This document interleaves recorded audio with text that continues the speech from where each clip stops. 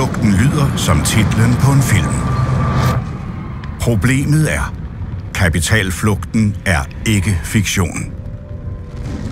Kort fortalt betyder kapitalflugt, at fattige lande ikke får glæde af de rigdomme, som de rent faktisk har. Tag verdens største råvareselskab Glencore, som ejer en kobbermine i Zambia.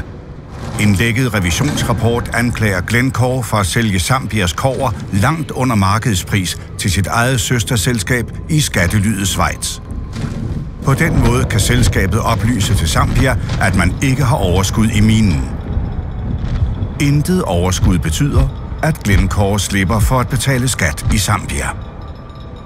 Schweiz er et lille stenrigt land med meget lav skat, hvor store selskaber og rigmænd gemmer deres penge. Zambia er et stort og fattigt land, der mangler både elektricitet og rent drikkevand, fordi de store selskaber løber fra regningen. Der forsvinder mere end 5.000 milliarder kroner om året ud af ulandene ved kapitalflugt. Det svarer til, at for hver gang vi giver 1 krone i bistand til et uland, forsvinder 10 kroner ud af landet. Mineselskaber, oliegiganter og andre store selskaber flytter deres overskud til såkaldte skattely. Virksomhederne flytter pengene helt bevidst for ikke at betale skat til de fattigste lande.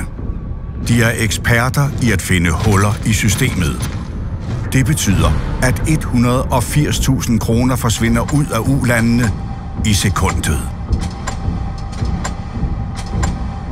Og når denne film på godt 3 minutter er slut, er over 30 millioner kroner blevet flyttet ud af verdens fattigste lande. Den lader vi lige stå et øjeblik. Det behøver ikke at være sådan. Lad os lukke hullerne.